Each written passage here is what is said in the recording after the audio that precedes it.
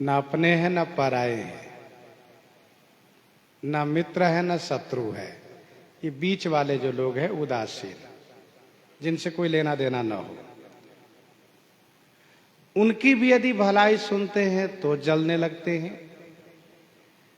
मित्र का हित सुनते हैं, मित्र की भलाई सुनते हैं तो जलने लगते हैं। और शत्रु की भलाई सुन करके जलना तो स्वाभाविक है।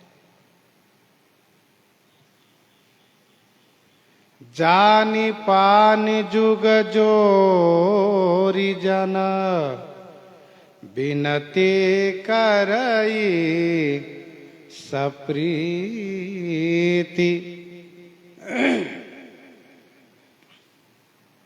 यह जान करके, दोनों हाथ जोड़ करके यह दास प्रेम के साथ विनती कर रहा है। जुग पानी जोरी कर्म से, सप्रीति मन से, और विनती करई वचन से।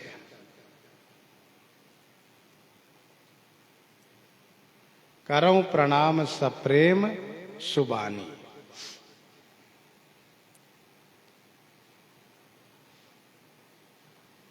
आगे गोस्वामी जी कहते हैं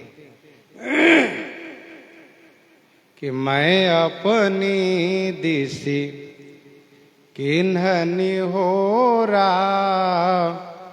तिन्ह निज ओरन लाऊब भोरा।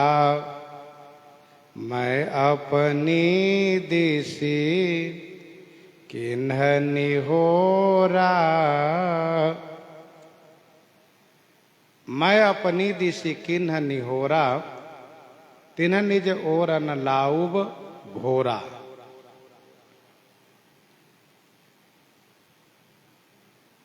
खालो ने कहा कि जब आप हमारी प्रकृति को जानते हैं कि हम किसी का हित सह नहीं सकते, तो फिर आप मुझसे इस प्रकार से विनती क्यों कर रहे हैं? तो गोस्वामी जी कहते हैं कि मैंने जो विनती की है वह अपनी ओर से विनती की है। अर्थात साधु का काम है सबका सम्मान देना। साधु सबका सम्मान देते हैं, साधु सबका हित चाहते हैं। तो मैं अपनी दिशि किन्ह निहोरा, तिन्ह निज ओरन लाऊब भोरा। तिन्ह माने वै, निज ओर माने अपनी ओर से, भोरा न लाऊब। भोरा न लाओ माने भोलापन न लावें, अर्थात अपने स्वभाव में कोई बदलाव न लावें, अपनी प्रकृति को बनाए रखें। मैं अपनी दिशि किन्ह निहोरा, तिन्ह निज ओरन लाऊब भोरा।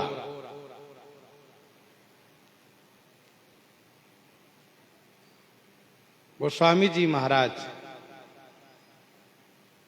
अपने आप को संत के श्रेणी में रख करके खालों को वंदन प्रणाम किए, क्योंकि संत सबका हित करते हैं, सबके प्रति स्नेह रखते हैं। जैसे फूल जितना सुगंध ग्रहण करने वाले को देता है, उतना ही सुगंध तोड़ने वाले को भी देता है। मैं अपनी दिशि किन्ह निहोरा, मैंने अपनी ओर से विनती की है। पर हे खल महाराज, आप अपनी ओर से भोलापन मत लाइए, आप अपने स्वभाव में बने रहिए। ऐसा नहीं कि हमने विनती की है तो आप अपना स्वभाव छोड़ दीजिए। और वैसे भी आपका स्वभाव अमिट है, आपका स्वभाव अमिट है, वह स्वभाव मिट नहीं सकता। तो संत अपने संतत्व को निर्वाहन करते हैं। कोटि विघ्न ते संत कर, मन जिम नीति न त्याग। गोस्वामी जी ने यह छूट देते हुए कहा कि आप लोग अपने स्वभाव में कोई बदलाव नहीं कीजिए। दोहावली 337 में गोस्वामी जी ने इसी संदर्भ में लिखा कि नीच नीचाई ही नहीं तजही सज्जन हो के संग। तुलसी चंदन बिटप बसी बिनु विष भय न भुवंग। तुलसी चंदन बिटप बसी बिनु विष भय न भुवंग।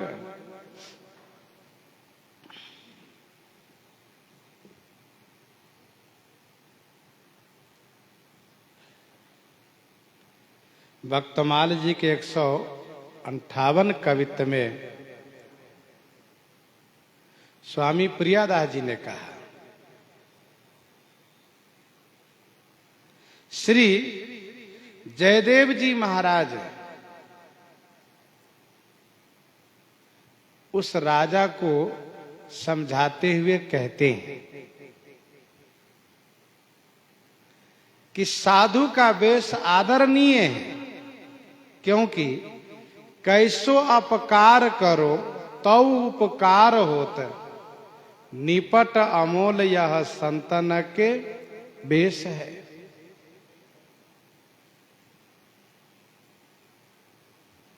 साधुता न तजय कभू, जैसे दुष्ट दुष्टता न। साधु अपनी साधुता को कभी नहीं छोड़ते। कैसे? जैसे दुष्ट लोग अपनी दुष्टता का परित्याग नहीं करते। गोस्वामी जी ने यह छूट देते हुए कहा कि मैंने अपनी ओर से विनती की है, इस साधु का काम है विनती करना, लेकिन आप अपनी ओर से भोलापन न लाइए। आप जैसे रहते हैं, जैसे व्यवहार करते हैं, वैसे रहिए, वैसे करिए। किसी ने कहा गोस्वामी जी से कि महाराज आपने तो बड़ी विनती की है, तो ये खल लोग आपकी विनती से प्रभावित हो करके आपके साथ खलता नहीं करेंगे, दुष्टता नहीं करेंगे। तब गोस्वामी जी ने उनसे कहा, भैया बायस पलिया ही अति अनुरागा। बायस पलिया ही अति अनुरागा। हो ही निरामिष कबहू की कागा। हो ही निरामिष कबहू की कागा। मैंने पहले दिन ही कहा था कि भाई फाटक में बिलैया ना लगाया करिए। अब कुछ नए लोग महात्मा आते हैं, उनको समझ में नहीं आता है, तो खड़े होकर देखते हैं। इसलिए बिलैया का प्रयोग तब जब कोई यहाँ न रहे कथा मंडप में, तब। बाकी ये गेट खुला है, आप आवें और जाएं, कोई बात नहीं, कोई भी ना लगावें। कुछ तो कथा में आने वाले भी भ्रमित हो जाते हैं, कुछ ऐसे नए साधु आते हैं तो उनको परेशानी होती है।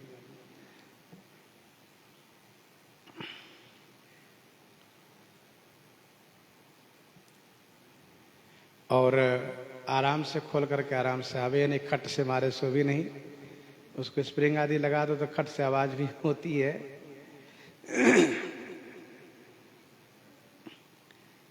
तो गोस्वामी जी ने उनसे कहा, भैया बायस पलिया ही अति अनुरागा। हो ही निरामिष कबहू की कागा।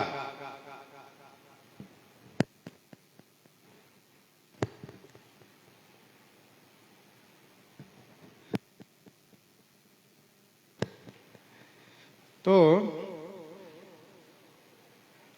बायस पलिया ही अति अनुरागा। बायस माने कौए को अति अनुराग के साथ पालन कोई क्यों न करे। लेकिन कागा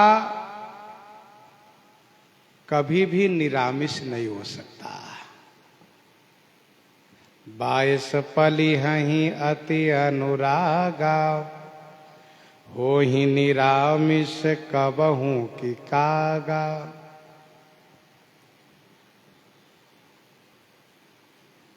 कौवे को कोई बड़े अनुराग से क्यों न पालन करे, पोषण करें, उनको बढ़िया बढ़िया क्यों न खिलावें, लेकिन की माने क्या, कागा माने वह काग कभी भी निरामिष हो सकता है, अर्थात नहीं। या उसकी आदत है, वह निरामिष नहीं हो सकता।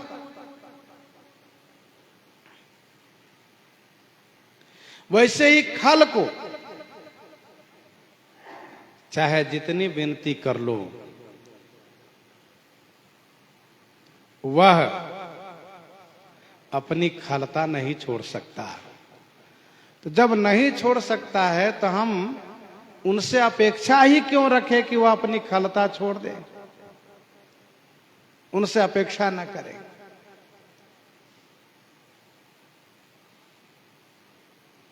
बायस पली हई अति अनुरागा, हो ही निरामिष कबहू की कागा।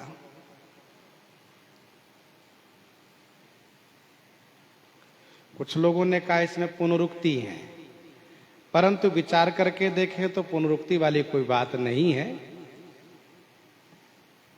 22 पलियां ही अति अनुरागा, इसके बाद कहा कि कागा की माने क्या, कभी निरामिष हो सकता है, अर्थात नहीं।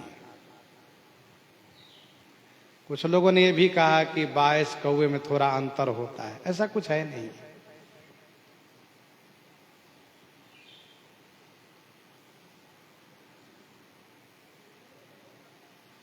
प्रश्न ये उठता है कि गोस्वामी जी महाराज ने सत्संग की महिमा में यह कहा कि मज्जन फल पेखिए तत्काला, काक हो ही पीक बकऊ मराला। और यहां पर खलों के वर्णन करने में गोस्वामी जी ने ही कहा कि 22 पली यही अति अनुरागा, हो ही निरामिष कबहू की कागा।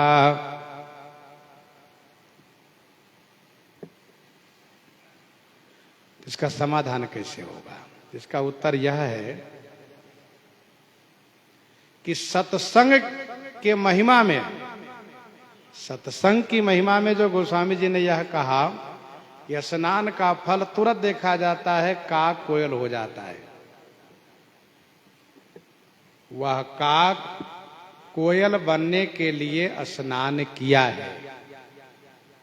वह काक स्वयं चाहा है कि हम कोयल बन जाए, इसलिए कोयल बन गया। परंतु यहां खल के प्रसंग में गोस्वामी जी यह कह रहे हैं कि वह खल रूपी काग स्वयं नहीं चाहता, बल्कि दूसरा कोई चाहता है कि हम इसको कोयल बना दें। तो जो व्यक्ति स्वयं नहीं सुधरना चाहता, जो स्वयं सन्मार्ग पर नहीं चलना चाहता, तो उसको कोई सुधार नहीं सकता, कोई सन्मार्ग पर ला नहीं सकता। हाँ, जो चाहता है तो उसको सन्मार्ग पर लाना बड़ा आसान होता है। 22 पल ही अति अनुरागा, हो ही निरामिष कबहू की कागा। सुनि समझहि जनमुदित मना, मज्जहि अति अनुराग, लहै चारि फल अछतनु, साधु समझ साधु समाज प्रयाग।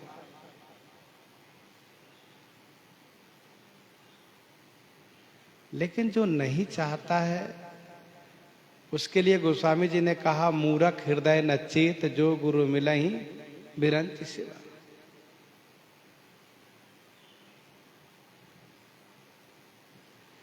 दुआवली 483 में गोस्वामी जी ने स्पष्ट किया, जो पै मूढ़ उपदेश को होते जोग जहान, क्यों न सुजोधन बोध को आए श्याम सुजान, आए श्याम सुजान। जो पै मूढ़ उपदेश को होते जोग जहान, क्यों न सुजोधन बोध को आए श्याम सुजान।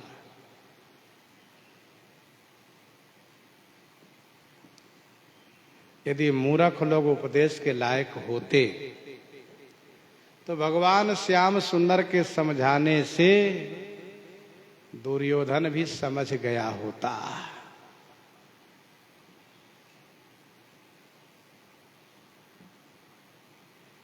ये मानते नहीं।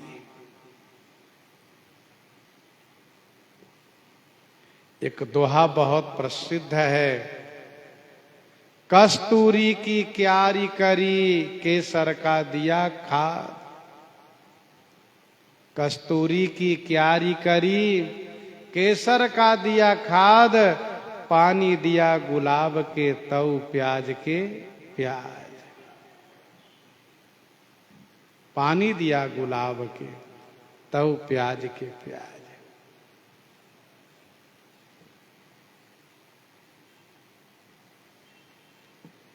बाईस पलिहहि अति अनुरागा, होहि निरामिस कबहू की कागा।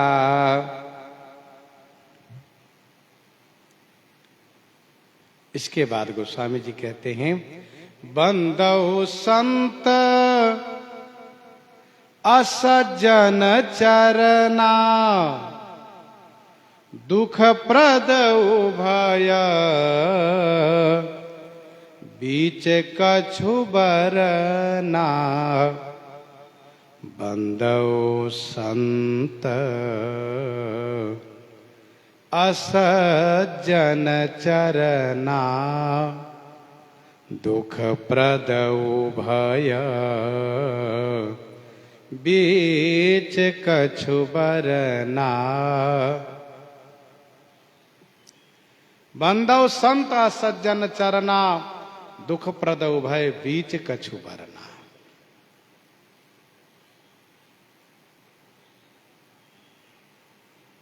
संत असंत के चरणों में मैं वंदन करता हूं।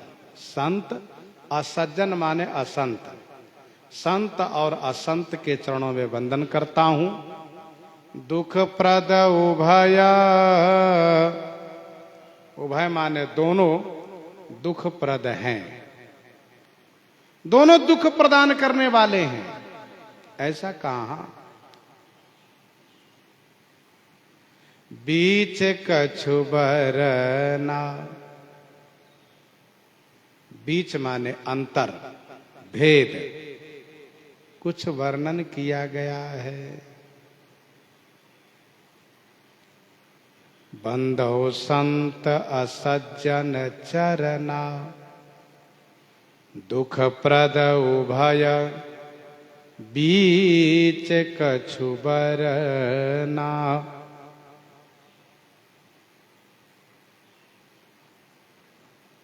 प्रश्न ये उठता है कि गोस्वामी जी संतों को और खलों को अलग अलग वंदन कर चुके हैं, अलग अलग इनके गुण धर्म को वर्णन कर चुके हैं, तो फिर यहां पर एक साथ वंदन करने का क्या प्रयोजन है?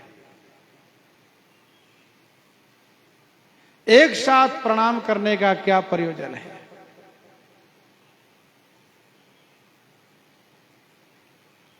बंदौ संत सज्जन चरना। इसका समाधान यह है कि गोस्वामी जी अलग अलग वंदन प्रणाम किए दोनों को, तो इससे ये सिद्ध हुआ कि दोनों का निवास, दोनों की उत्पत्ति, दोनों का देश, दोनों की जाति अलग अलग है।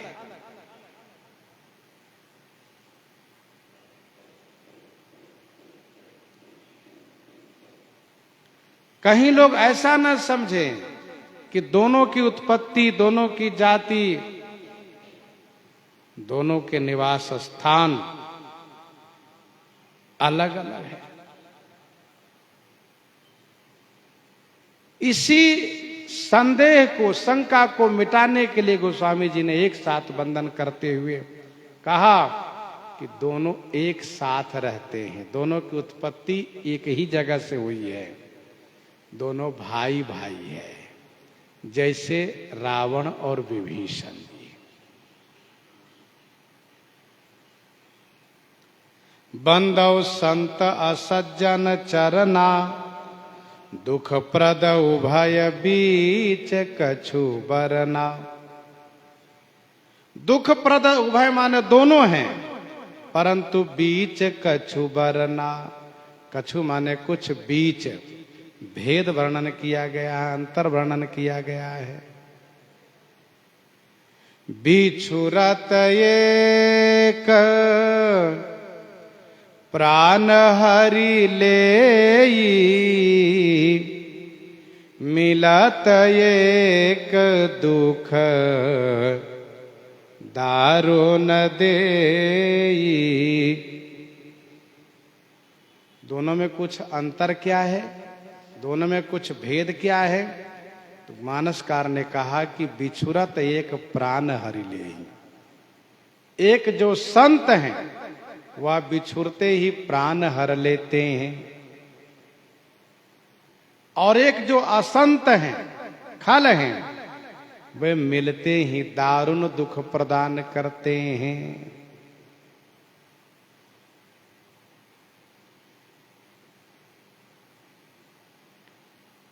बिछुरत एक प्राण हरि लेई, मिलत एक दुख दारुण देई। तो भगवान ऐसी कृपा करें कि संत का वियोग न हो और असंत का संयोग न हो,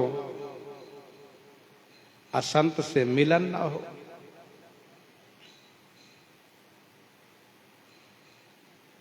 बिछुरत एक प्राण हरि लेहि, मिलत एक दुख दारुण देई। संत श्री हनुमान जी के बिछुड़ने से माता श्री सीता जी को असहनीय कष्ट हुआ। कहु कपि केहि विधि राखौ प्राणा, तुम्हु तात कहत अब जाना।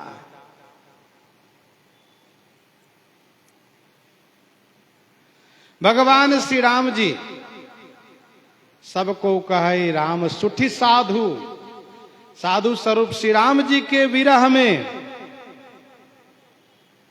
श्री चक्रवर्ती जी का शरीरांत हो गया। अयोध्या वासियों को असहनीय कष्ट हुआ। श्री कृष्णचंद्र जी के विरह में ब्रजवासी गोपियों को बड़ा कष्ट हुआ। श्री कृष्णचंद्र जी के वियोग में कुंती जी ने शरीर परित्याग कर दिया।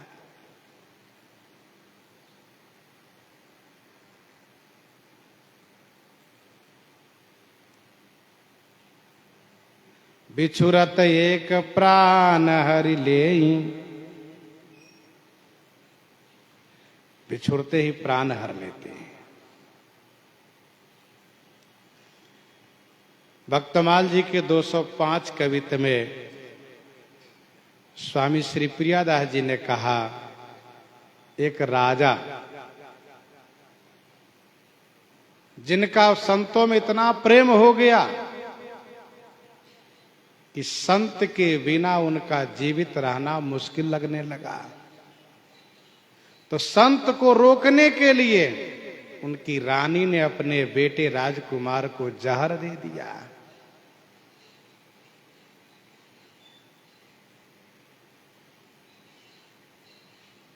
मिलत एक दुख दारुण देई,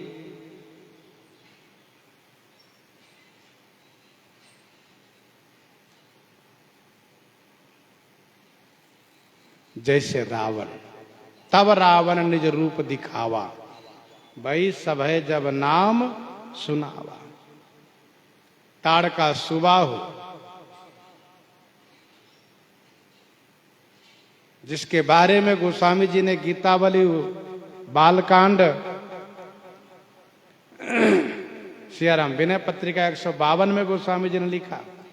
विनय पत्रिका 152 में, कौशिक गरत तुषार जो तक तेज तन तिया को, जहां जप यज्ञ जोग मुनि करही, अति मारीच सुबाहु ही डरही। बिछुरत एक प्राण हरि लेई, मिलत एक दुख दारुन देई। संत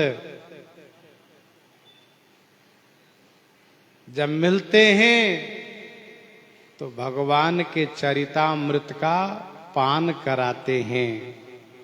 बिछुरते हैं तो वह अमृत, जो कथामृत है, उसका अभाव हो जाता है। इसीलिए संत के बिछुरने से प्राणांत कष्ट होता है, या तो प्राण निकल ही जाता है।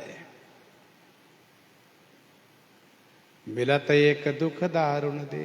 दुष्ट जब मिलते हैं तो वह दुष्टता पूर्वक ही बातें करते हैं, इसलिए उसके मिलने से कठिन दुख होता है। और उपजहिए का संग जग माही, जलज जोक जिमी गुण बिलगाही। उपजहिए का संग जग माही, जलज जोक जिमी गुण बिलगाही।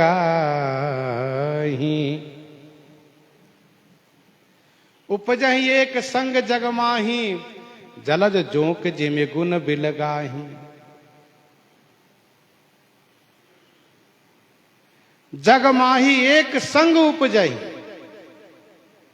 जगमाही संसार में एक संग उत्पन्न होते हैं, परंतु जलज माने कमल और जोंक के जैसे इन दोनों के गुण अलग अलग होते हैं। जलज जोंक जिमे गुण बिलगाही, दोनों के गुण अलग अलग होते हैं।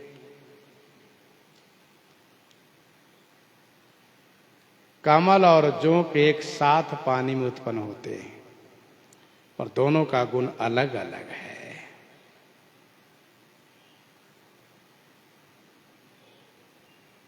पांडव कौरव एक ही वंश में उत्पन्न हुए हैं।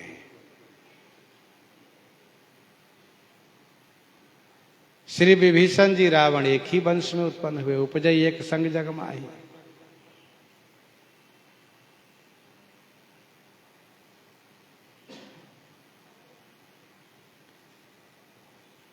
श्री प्रहलाद राक्षस लोग एक ही संग उत्पन्न हुए हैं।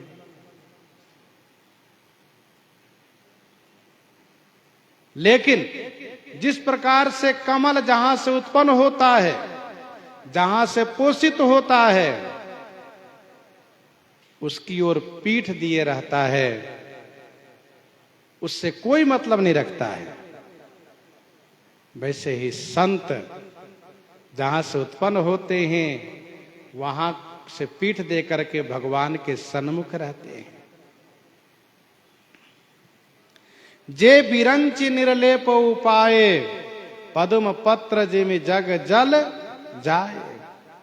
जे बिरंचि निर्लेप उपाये, पद्म पत्र जिमि जग जल जाए।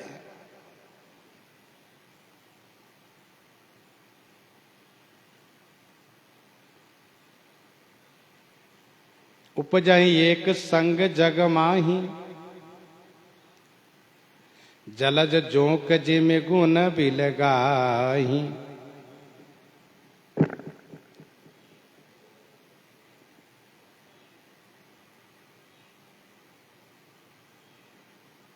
उत्पत्ति स्थान का नियम नहीं है।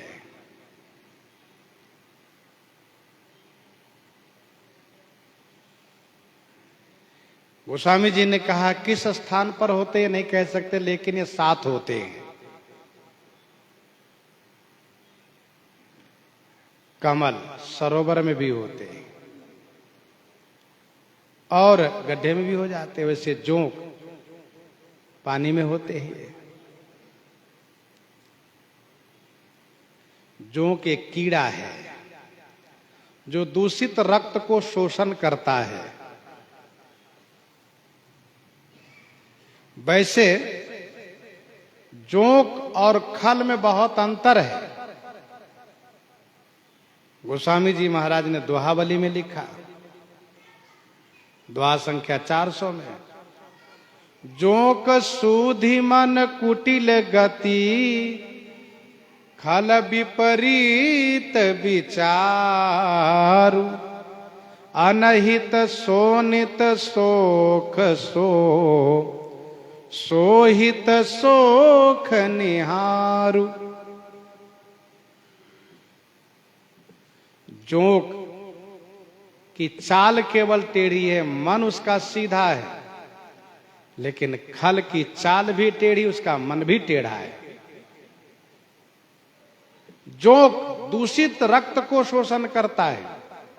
आप पानी में, उस पानी में जाइए, उस नदी तालाब उस गड्ढे में जहां की जोंक है, तो वहां पर वह जोंक तभी आपको लगेगा जब कहीं दाद खाज फोड़ा फुंसी हो, तो नहीं तो नहीं।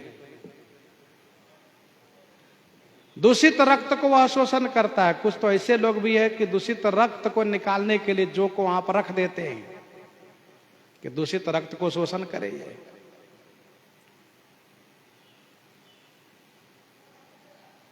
लेकिन खल तो दूषित नहीं, अच्छे रक्त को ही शोषण करता है,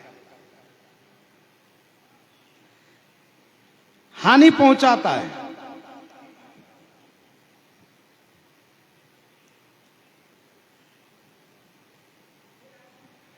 जिस प्रकार से कमल का दरस परस समागम उपयोगी है, लाभकारी है, उसी प्रकार से जोंक का दरस परस समागम भयकारी है। जोंक को देखने से डर लगता है, जैसे खल को देखने से डर लगता है, कमल को देखने से मन प्रसन्न हो जाता है, संत को देखने से मन प्रसन्न हो जाता है। तो जोंक को देखने से, स्पर्श छूने से भय लगता है। और उसके समागम आप देख ही रहे हैं, खून को शोषण करता है। तो उपजहि एक संग जग माही, जलज जोंक जिमी गुण बिल गाही, और सुधा सुरा सम साधु असाधु, सुधा सुरा सम साधु असाधु, जनक एक जग जलधि अगाधु, सुधा सुरा सम साधु असाधु। सुधा अमृत और सुरा माने मदिरा के समान साधु असाधु हैं। साधु अमृत के समान हैं, असाधु सुरा माने मदिरा के समान हैं। जनक एक जग जलधि अगाधु। जनक एक, जनक माने उत्पत्ति स्थान, उत्पन्न करने वाले एक हैं। कौन? कहा जगत रूपी अगाधु जलधि, जगत रूपी अथाह जो सागर है। समुद्र मंथन से दोनों निकला है, अमृत भी और मदिरा भी। मदिरा भी वहीं से निकला है।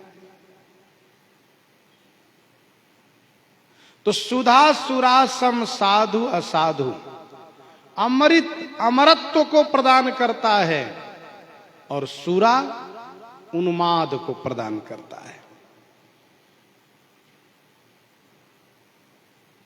साधु अमृत के समान कल्याणकारी हैं, सुखकारी हैं, असाधु सुरा के समान दुखकारी है, हानि करने वाले हैं। इन दोनों के जनक, उत्पत्ति स्थान उत्पन्न करने वाले एक ही हैं। वह कौन? तो संसार रूपी अथाह सागर। भल अनभल निज निज करतूति, लहत सुजस अपलोक विभूति। भल अनभल निज निज करतूति, लहत सुजस अपलोक विभूति। निज निज करतूति, भल अनभल निज निज करतूति। भल माने भलाई करना, अनभल माने बुराई करना। निज निज करतूति, अपनी अपनी करतूति से, अपनी अपनी करनी से सुजस अपलोक रूपी विभूति लहत। सुजस और अपलोक माने अपजस रूपी विभूति माने ऐश्वर्य को लहत माने प्राप्त करते हैं।